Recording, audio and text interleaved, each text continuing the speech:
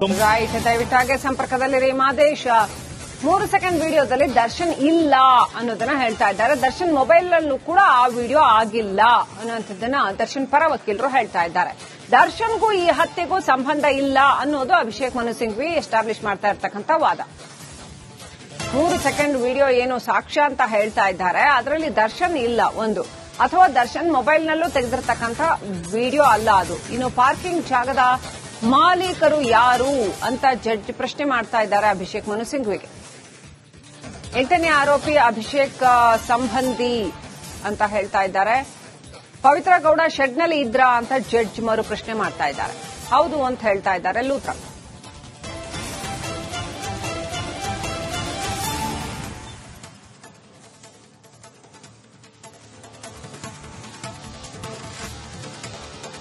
ವಾದ ಪ್ರತಿವಾದ ನಡೀತಾ ಇದೆ ಸುಪ್ರೀಂ ಕೋರ್ಟ್ನಲ್ಲಿ. ಏನಾಗುತ್ತೆ ಹಾಗಾದ್ರೆ ಈ 7 ಮಂದಿಯ ಜಾಮೀನು ಭವಿಷ್ಯ ಏನಾಗುತ್ತೆ ಅನ್ನೋದು ಸಾಕಷ್ಟು ಕುತೂಹಲಕ್ಕೆ ಕಾರಣವಾಗಿದೆ.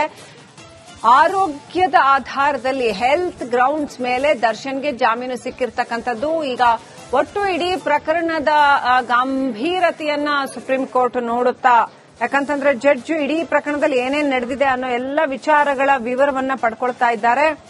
ಸೊ ಯಾರ್ಯಾರಿದ್ರು ಅವತ್ತು ಹೇಗ್ ನಡೀತು ಕ್ರೈಮ್, ಆ ಎಲ್ಲ ವಿಚಾರಗಳ ವಿವರವನ್ನ ಜಡ್ಜ್ ಪಡ್ಕೊಳ್ತಾ ಇದ್ದಾರೆ. ಮತ್ತೆ ಈಗ ಆಲ್ರೆಡಿ ಜಾಮೀನು ಕೊಟ್ಟಿರ್ತಕ್ಕಂಥದ್ದು ಅವ್ರಿಗೆ ಹೆಲ್ತ್ ಗ್ರೌಂಡ್ಸ್ ಮೇಲೆ ಜಾಮೀನು ಸಿಕ್ಕಿರ್ತಕ್ಕಂಥದ್ದು. ಹಾಗಾಗಿ ಬೆನ್ನು ಮೂಳೆ ಚಿಕಿತ್ಸೆ ಮಾಡ್ಕೊಬೇಕಾಗಿತ್ತು, ಬೆನ್ನು ನೋವು ಅಂತ ಹೇಳ್ತಾ ಇದ್ರು, ಚಿಕಿತ್ಸೆ ಮಾಡಲಾಗುತ್ತೆ ಅಂತ ಹೇಳಲಾಯ್ತು, ಆನಂತರ ಚಿಕಿತ್ಸೆ ಬೇಡ ಅಂತಾಯ್ತು. ಸೊ ಈಗ ಆರಾಮಾಗಿ ಓಡಾಡ್ಕೊಂಡಿದ್ದಾರೆ. ಈ ವಿಚಾರವನ್ನ ಸರ್ಕಾರದ ಪರ ವಕೀಲರು ಅಲ್ಲಿ ಉಲ್ಲೇಖ ಮಾಡಿದ್ದಾರೆ ಸುಪ್ರೀಂ ಕೋರ್ಟ್ನಲ್ಲಿ. ರೈಟ್, ದಯವಿಟ್ಟಾಗೆ ಸಂಪರ್ಕದಲ್ಲಿರಿ ಮಾದೇಶ್. 3 ಸೆಕೆಂಡ್ ವಿಡಿಯೋದಲ್ಲಿ ದರ್ಶನ್ ಇಲ್ಲ ಅನ್ನೋದನ್ನ ಹೇಳ್ತಾ ಇದ್ದಾರೆ. ದರ್ಶನ್ ಮೊಬೈಲ್ ನಲ್ಲೂ ಕೂಡ ಆ ವಿಡಿಯೋ ಆಗಿಲ್ಲ ಅನ್ನೋಂಥದ್ದನ್ನ ದರ್ಶನ್ ಪರ ವಕೀಲರು ಹೇಳ್ತಾ ಇದ್ದಾರೆ. ದರ್ಶನ್ಗೂ ಈ ಹತ್ಯೆಗೂ ಸಂಬಂಧ ಇಲ್ಲ ಅನ್ನೋದು ಅಭಿಷೇಕ್ ಮನು ಸಿಂಘ್ವಿ ಎಸ್ಟಾಬ್ಲಿಷ್ ಮಾಡ್ತಾ ಇರ್ತಕ್ಕಂಥ ವಾದ. 3 ಸೆಕೆಂಡ್ ವಿಡಿಯೋ ಏನು ಸಾಕ್ಷ್ಯ ಅಂತ ಹೇಳ್ತಾ ಇದ್ದಾರೆ, ಅದರಲ್ಲಿ ದರ್ಶನ್ ಇಲ್ಲ ಒಂದು, ಅಥವಾ ದರ್ಶನ್ ಮೊಬೈಲ್ ನಲ್ಲೂ ತೆಗೆದಿರ್ತಕ್ಕಂಥ ವಿಡಿಯೋ ಅಲ್ಲ ಅದು. ಇನ್ನು ಪಾರ್ಕಿಂಗ್ ಜಾಗದ ಮಾಲೀಕರು ಯಾರು ಅಂತ ಜಡ್ಜ್ ಪ್ರಶ್ನೆ ಮಾಡ್ತಾ ಇದ್ದಾರೆ ಅಭಿಷೇಕ್ ಮನು ಸಿಂಘ್ವಿಗೆ. 8ನೇ ಆರೋಪಿ ಅಭಿಷೇಕ್ ಸಂಬಂಧಿ ಅಂತ ಹೇಳ್ತಾ ಇದ್ದಾರೆ. ಪವಿತ್ರ ಗೌಡ ಶೆಡ್ನಲ್ಲಿ ಇದ್ರಾ ಅಂತ ಜಡ್ಜ್ ಮರು ಪ್ರಶ್ನೆ ಮಾಡ್ತಾ ಇದ್ದಾರೆ. ಹೌದು ಅಂತ ಹೇಳ್ತಾ ಇದ್ದಾರೆ ಲೂತ್ರ.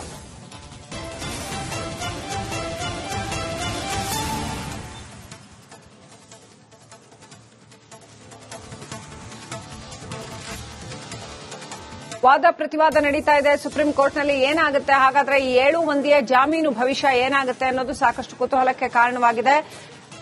ಆರೋಗ್ಯದ ಆಧಾರದಲ್ಲಿ ಹೆಲ್ತ್ ಗ್ರೌಂಡ್ಸ್ ಮೇಲೆ ದರ್ಶನ್ಗೆ ಜಾಮೀನು ಸಿಕ್ಕಿರ್ತಕ್ಕಂಥದ್ದು. ಈಗ ಒಟ್ಟು ಇಡೀ ಪ್ರಕರಣದ ಗಂಭೀರತೆಯನ್ನ ಸುಪ್ರೀಂ ಕೋರ್ಟ್ ನೋಡುತ್ತಾ, ಯಾಕಂತಂದ್ರೆ ಜಡ್ಜ್ ಇಡೀ ಪ್ರಕರಣದಲ್ಲಿ ಏನೇನ್ ನಡೆದಿದೆ ಅನ್ನೋ ಎಲ್ಲ ವಿಚಾರಗಳ ವಿವರವನ್ನ ಪಡ್ಕೊಳ್ತಾ ಇದ್ದಾರೆ.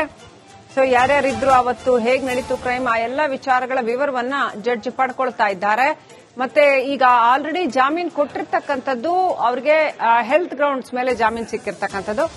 ಹಾಗಾಗಿ ಬೆನ್ನು ಮೂಳೆ ಚಿಕಿತ್ಸೆ ಮಾಡ್ಕೊಬೇಕಾಗಿತ್ತು, ಬೆನ್ನು ನೋವು ಅಂತ ಹೇಳ್ತಾ ಇದ್ರು, ಚಿಕಿತ್ಸೆ ಮಾಡಲಾಗುತ್ತೆ ಅಂತ ಹೇಳಲಾಯ್ತು, ಆನಂತರ ಚಿಕಿತ್ಸೆ ಬೇಡ ಅಂತಾಯ್ತು. ಸೊ ಈಗ ಆರಾಮಾಗಿ ಓಡಾಡ್ಕೊಂಡಿದ್ದಾರೆ. ಈ ವಿಚಾರವನ್ನ ಸರ್ಕಾರದ ಪರ ವಕೀಲರು ಅಲ್ಲಿ ಉಲ್ಲೇಖ ಮಾಡಿದ್ದಾರೆ ಸುಪ್ರೀಂ ಕೋರ್ಟ್ನಲ್ಲಿ. ರೈಟ್, ದಯವಿಟ್ಟಾಗೆ ಸಂಪರ್ಕದಲ್ಲಿರಿ ಮಾದೇಶ್.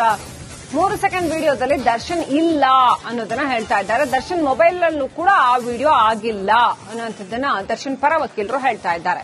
ದರ್ಶನ್ಗೂ ಈ ಹತ್ಯೆಗೂ ಸಂಬಂಧ ಇಲ್ಲ ಅನ್ನೋದು ಅಭಿಷೇಕ್ ಮನು ಸಿಂಘ್ವಿ ಎಸ್ಟಾಬ್ಲಿಷ್ ಮಾಡ್ತಾ ಇರ್ತಕ್ಕಂಥ ವಾದ.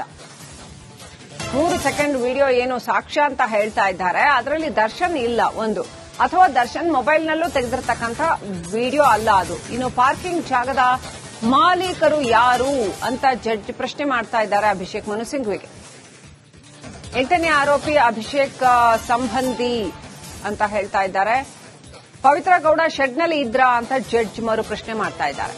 ಹೌದು ಅಂತ ಹೇಳ್ತಾ ಇದ್ದಾರೆ ಲೂತ್ರ.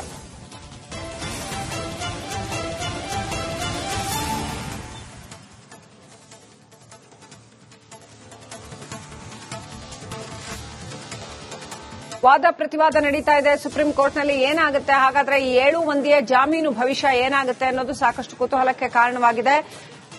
ಆರೋಗ್ಯದ ಆಧಾರದಲ್ಲಿ ಹೆಲ್ತ್ ಗ್ರೌಂಡ್ಸ್ ಮೇಲೆ ದರ್ಶನ್ಗೆ ಜಾಮೀನು ಸಿಕ್ಕಿರ್ತಕ್ಕಂಥದ್ದು. ಈಗ ಒಟ್ಟು ಇಡೀ ಪ್ರಕರಣದ ಗಂಭೀರತೆಯನ್ನ ಸುಪ್ರೀಂ ಕೋರ್ಟ್ ನೋಡುತ್ತಾ, ಯಾಕಂತಂದ್ರೆ ಜಡ್ಜ್ ಇಡೀ ಪ್ರಕರಣದಲ್ಲಿ ಏನೇನ್ ನಡೆದಿದೆ ಅನ್ನೋ ಎಲ್ಲ ವಿಚಾರಗಳ ವಿವರವನ್ನ ಪಡ್ಕೊಳ್ತಾ ಇದ್ದಾರೆ. ಸೊ ಯಾರ್ಯಾರಿದ್ರು ಅವತ್ತು ಹೇಗ್ ನಡೀತು ಕ್ರೈಮ್ ಆ ಎಲ್ಲ ವಿಚಾರಗಳ ವಿವರವನ್ನ ಜಡ್ಜ್ ಪಡ್ಕೊಳ್ತಾ ಇದ್ದಾರೆ. ಮತ್ತೆ ಈಗ ಆಲ್ರೆಡಿ ಜಾಮೀನು ಕೊಟ್ಟಿರ್ತಕ್ಕಂಥದ್ದು ಅವ್ರಿಗೆ ಹೆಲ್ತ್ ಗ್ರೌಂಡ್ಸ್ ಮೇಲೆ ಜಾಮೀನು ಸಿಕ್ಕಿರ್ತಕ್ಕಂಥದ್ದು. ಹಾಗಾಗಿ ಬೆನ್ನು ಮೂಳೆ ಚಿಕಿತ್ಸೆ ಮಾಡ್ಕೊಬೇಕಾಗಿತ್ತು. ಬೆನ್ನು ನೋವು ಅಂತ ಹೇಳ್ತಾ ಇದ್ರು, ಚಿಕಿತ್ಸೆ ಮಾಡಲಾಗುತ್ತೆ ಅಂತ ಹೇಳಲಾಯ್ತು. ಆನಂತರ ಚಿಕಿತ್ಸೆ ಬೇಡ ಅಂತಾಯ್ತು. ಸೊ ಈಗ ಆರಾಮಾಗಿ ಓಡಾಡ್ಕೊಂಡಿದ್ದಾರೆ. ಈ ವಿಚಾರವನ್ನ ಸರ್ಕಾರದ ಪರ ವಕೀಲರು ಅಲ್ಲಿ ಉಲ್ಲೇಖ ಮಾಡಿದ್ದಾರೆ ಸುಪ್ರೀಂ ಕೋರ್ಟ್ನಲ್ಲಿ. ರೈಟ್, ದಯವಿಟ್ಟಾಗೆ ಸಂಪರ್ಕದಲ್ಲಿರಿ ಮಾದೇಶ್. 3 ಸೆಕೆಂಡ್ ವಿಡಿಯೋದಲ್ಲಿ ದರ್ಶನ್ ಇಲ್ಲ ಅನ್ನೋದನ್ನ ಹೇಳ್ತಾ ಇದ್ದಾರೆ. ದರ್ಶನ್ ಮೊಬೈಲ್ ಅಲ್ಲೂ ಕೂಡ ಆ ವಿಡಿಯೋ ಆಗಿಲ್ಲ ಅನ್ನುವಂಥದ್ದನ್ನ ದರ್ಶನ್ ಪರ ವಕೀಲರು ಹೇಳ್ತಾ ಇದ್ದಾರೆ. ದರ್ಶನ್ಗೂ ಈ ಹತ್ಯೆಗೂ ಸಂಬಂಧ ಇಲ್ಲ ಅನ್ನೋದು ಅಭಿಷೇಕ್ ಮನು ಸಿಂಘ್ವಿ ಎಸ್ಟಾಬ್ಲಿಷ್ ಮಾಡ್ತಾ ಇರ್ತಕ್ಕಂಥ ವಾದ. 3 ಸೆಕೆಂಡ್ ವಿಡಿಯೋ ಏನು ಸಾಕ್ಷ್ಯ ಅಂತ ಹೇಳ್ತಾ ಇದ್ದಾರೆ, ಅದರಲ್ಲಿ ದರ್ಶನ್ ಇಲ್ಲ ಒಂದು, ಅಥವಾ ದರ್ಶನ್ ಮೊಬೈಲ್ನಲ್ಲೂ ತೆಗೆದಿರ್ತಕ್ಕಂಥ ವಿಡಿಯೋ ಅಲ್ಲ ಅದು. ಇನ್ನು ಪಾರ್ಕಿಂಗ್ ಜಾಗದ ಮಾಲೀಕರು ಯಾರು ಅಂತ ಜಡ್ಜ್ ಪ್ರಶ್ನೆ ಮಾಡ್ತಾ ಇದ್ದಾರೆ ಅಭಿಷೇಕ್ ಮನು ಸಿಂಘ್ವಿಗೆ.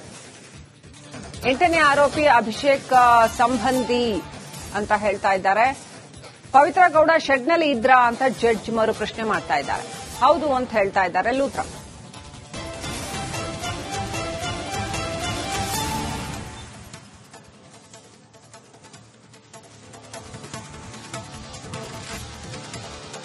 ವಾದ ಪ್ರತಿವಾದ ನಡೀತಾ ಇದೆ ಸುಪ್ರೀಂ ಕೋರ್ಟ್ನಲ್ಲಿ. ಏನಾಗುತ್ತೆ ಹಾಗಾದ್ರೆ ಈ 7 ಮಂದಿಯ ಜಾಮೀನು ಭವಿಷ್ಯ ಏನಾಗುತ್ತೆ ಅನ್ನೋದು ಸಾಕಷ್ಟು ಕುತೂಹಲಕ್ಕೆ ಕಾರಣವಾಗಿದೆ.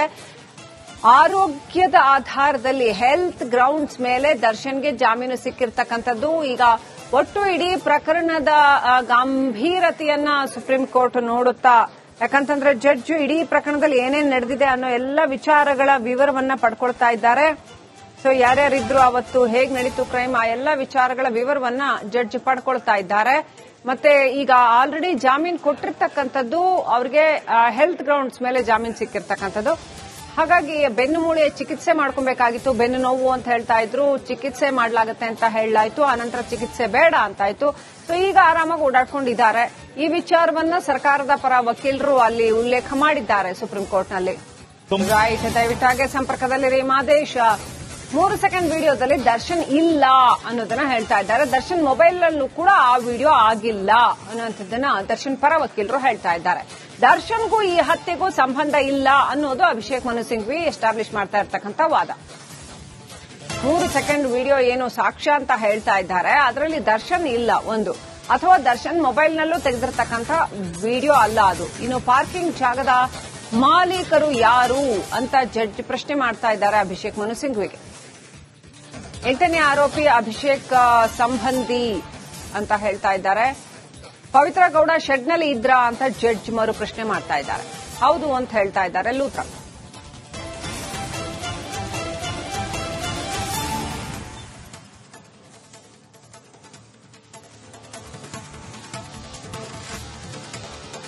ವಾದ ಪ್ರತಿವಾದ ನಡೀತಾ ಇದೆ ಸುಪ್ರೀಂ ಕೋರ್ಟ್ನಲ್ಲಿ. ಏನಾಗುತ್ತೆ ಹಾಗಾದ್ರೆ ಈ 7 ಮಂದಿಯ ಜಾಮೀನು ಭವಿಷ್ಯ ಏನಾಗುತ್ತೆ ಅನ್ನೋದು ಸಾಕಷ್ಟು ಕುತೂಹಲಕ್ಕೆ ಕಾರಣವಾಗಿದೆ.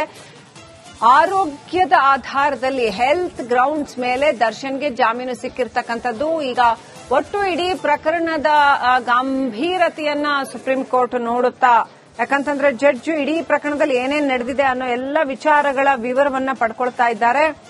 ಸೊ ಯಾರ್ಯಾರಿದ್ರು ಅವತ್ತು ಹೇಗ್ ನಡೀತು ಕ್ರೈಮ್ ಆ ಎಲ್ಲ ವಿಚಾರಗಳ ವಿವರವನ್ನ ಜಡ್ಜ್ ಪಡ್ಕೊಳ್ತಾ ಇದ್ದಾರೆ. ಮತ್ತೆ ಈಗ ಆಲ್ರೆಡಿ ಜಾಮೀನು ಕೊಟ್ಟಿರ್ತಕ್ಕಂಥದ್ದು ಅವ್ರಿಗೆ ಹೆಲ್ತ್ ಗ್ರೌಂಡ್ಸ್ ಮೇಲೆ ಜಾಮೀನು ಸಿಕ್ಕಿರ್ತಕ್ಕಂಥದ್ದು. ಹಾಗಾಗಿ ಬೆನ್ನು ಮೂಳೆ ಚಿಕಿತ್ಸೆ ಮಾಡ್ಕೊಬೇಕಾಗಿತ್ತು. ಬೆನ್ನು ನೋವು ಅಂತ ಹೇಳ್ತಾ ಇದ್ರು, ಚಿಕಿತ್ಸೆ ಮಾಡಲಾಗುತ್ತೆ ಅಂತ ಹೇಳಲಾಯ್ತು. ಆನಂತರ ಚಿಕಿತ್ಸೆ ಬೇಡ ಅಂತಾಯ್ತು. ಸೊ ಈಗ ಆರಾಮಾಗಿ ಓಡಾಡ್ಕೊಂಡಿದ್ದಾರೆ.